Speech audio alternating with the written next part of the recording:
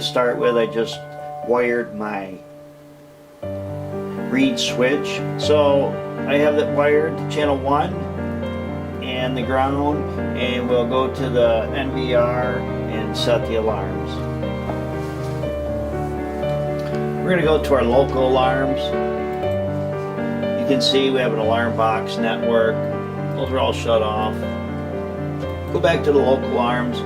I'll turn the buzzer on so you can hear when it's activated through the NVR, and then again we'll hook up the output for a siren and a strobe light. So the magnetic reed switch doesn't need power, it's just an alarm. I have it wired so it's the position of the reed switch is normally closed, the contacts, and I'll enable the alarm, click the buzzer, press apply. So once the door opens, it'll set the alarm off, or the window, or wherever these reed switches are connected to. And the alarm will keep going off until the contact is made back up.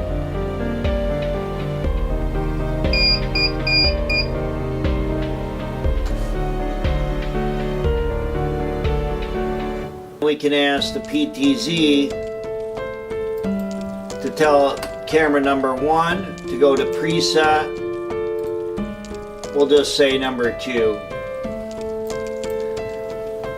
We'll apply.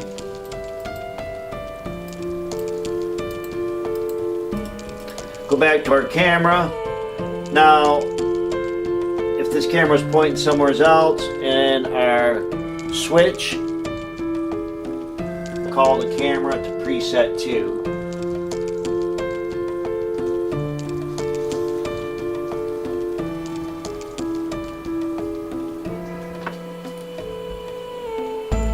As you see right now, we have just one alarm input coming in, and with this recorder you can have 4 alarm inputs. Now we're going to do an alarm output, and the alarm output is either going to be, for me, is going to be a siren or a strobe light, and I'll wire those up, but they do require external power. Now you can see I have the power supply wired. I have it going into channel 1, the hot wire going in channel 1 on the end, and I share the ground with the input switch. The grounds won't matter where they're hooked up on either ground. You have 2 different locations. Location number 3, location number 6, and the bottom pin out.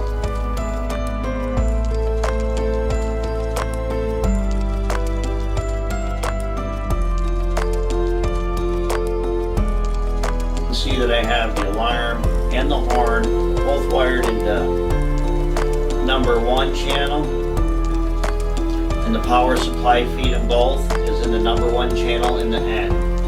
And then the grounds are on the bottom, and number 3 and 6, you know.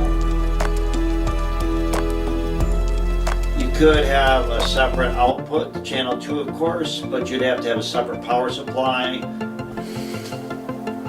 So we have our reed switch. We're gonna simulate the door opening or window opening, and it should set off the horn and the siren.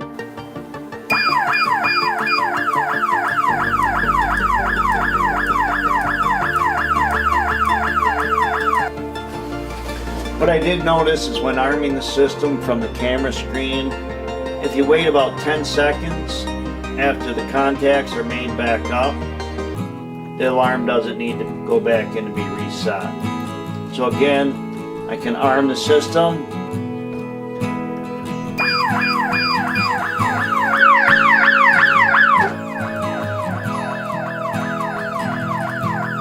Then I can shut it off on the camera screen. Now, to have our output alarms trip when the IVS goes off, you can do this in the camera or in this NVR under main menu, under AI, under parameters. We have our IVS rules, and for the IVS rule, we just check which one it is. Under this trigger setting, we go to the alarm out port under the settings, and we just enable the alarm output, which will in this case be the siren and the strobe. Apply those. Apply again. Make sure the system is armed, and when the IVS is broke, the siren alarm should go off and should automatically reset when IVS is clear.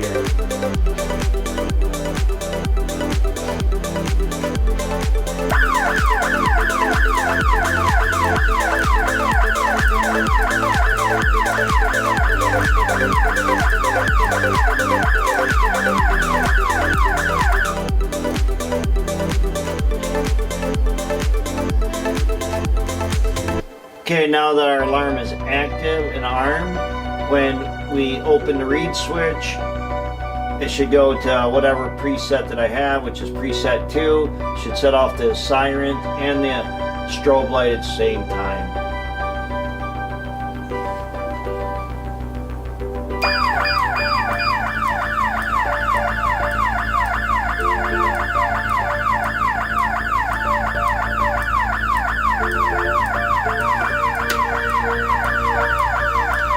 I can silence it by the on screen up here at the disarm, but the preset will stay until it's called back on another time through the camera.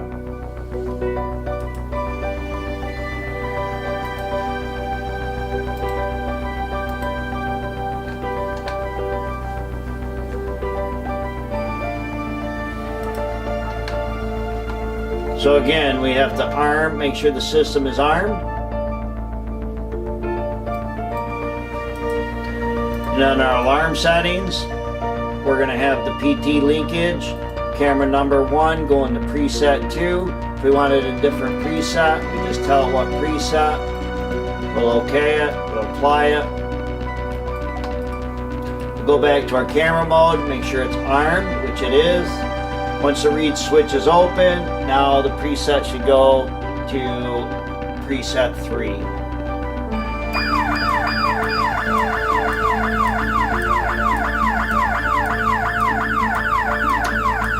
We can disarm.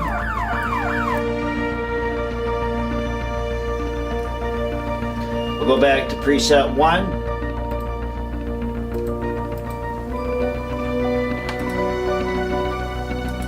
I'm going to go in and shut the preset off.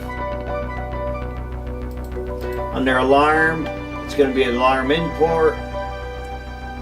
Under PTZ linkage, I will shut off and apply.